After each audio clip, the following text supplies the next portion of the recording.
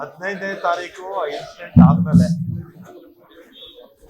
ಈ ಬೇಟೆಗಾರರನ್ನ ತಡೆಯೋದಿಕ್ಕೆ ಈ ಅರಣ್ಯ ಪ್ರದೇಶದಲ್ಲಿ ಬಾರ್ಡರ್ಸ್ ಅಲ್ಲಿ ನಮ್ಮ ಕರ್ನಾಟಕ ರಾಜ್ಯದಲ್ಲಿ ಎಲ್ಲ ಕಡೆ ಕೂಡ ಕ್ಯಾಂಪ್ಸ್ ಇರುತ್ತೆ. ಅಲ್ಲಿ ಚಿಕ್ಕದಾಗಿ ಬಿಲ್ಡಿಂಗ್ಸ್ ಎಲ್ಲ ಕೂಡ ಕಟ್ಟಿರ್ತಾರೆ. ಆ ದಿನ ರಾತ್ರಿ ಸುಮಾರು 8 ಕಡೆ ಅದನ್ನ ಹಾನಿ ಮಾಡಿದ್ದಾರೆ.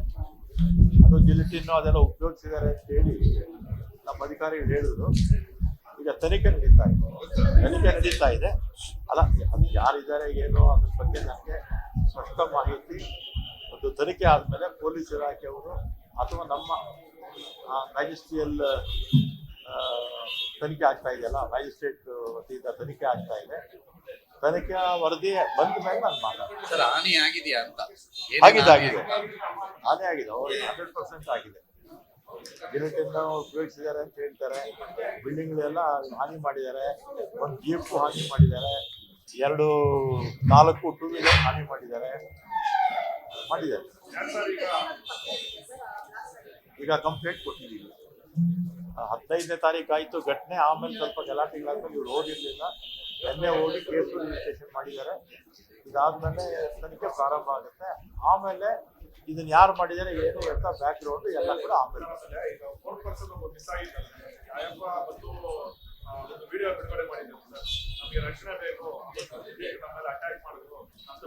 ನಾನು ನೋಡಿದೆ ವಿಡಿಯೋ. ಆ ವಿಡಿಯೋದಲ್ಲಿ ಏನು ಸ್ಪಷ್ಟತೆ ಏನು ಇಲ್ಲ.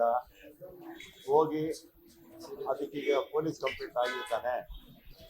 ಪೊಲೀಸ್ ಕಂಪ್ಲೇಂಟ್ ಆದ್ಮೇಲೆ ಹೋಗಿ ಪೊಲೀಸ್ ಸ್ಟೇಷನ್ಗೆ ಏನು ಮಾಹಿತಿ ಇದೆಯೋ ಹೋಗಿ ಹೇಳ್ಕೊಳ್ಳಿ ಅಷ್ಟೇ. ತನಿಖೆಯಲ್ಲಿ ಕೇಳ್ತೀನಿ. ನೋಡಿದೆ ಆ ಮಾಹಿತಿ, ಅದರಲ್ಲಿ ಏನೂ ಇಲ್ಲ ವಿಡಿಯೋ.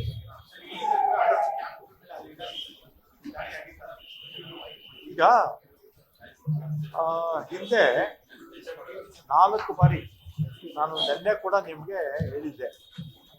ಒಂದು ಯಡಿಯೂರಪ್ಪ ಚೀಫ್ ಮಿನಿಸ್ಟರ್ ಆಗಿದ್ದಾಗ ವೆಳ್ಳಿಯಪ್ಪನ್ ಅಂತ ಬನ್ನೇರುಘಟ್ಟದಲ್ಲೇ ಶ್ರೀಗಂಧದ ಮರ ಕಡಿಯಕ್ಕೆ ಹೋದಂಥ ಸಂದರ್ಭದಲ್ಲಿ ವೆಳ್ಳಿಯಪ್ಪನ್ ಅಂತ ಅವರು ಶೂಟೌಟ್ ಆಗಿದ್ರು.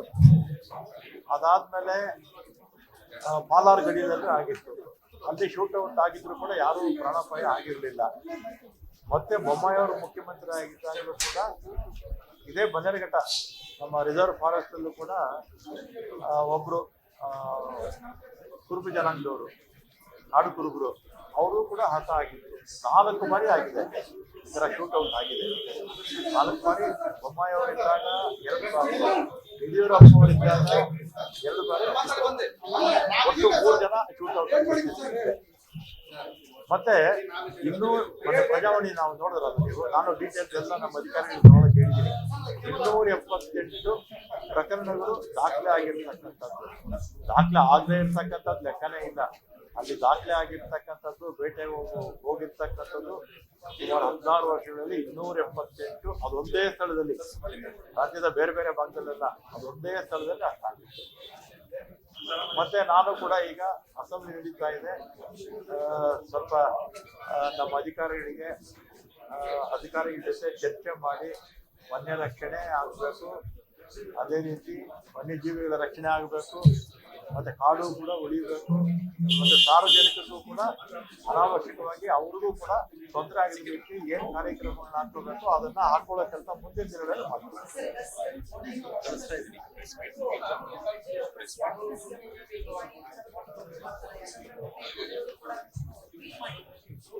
ಈಗ ಅವರು ಜೈಯವ್ರಿಗೂ ನಾನು ನೋಡಿದೆ.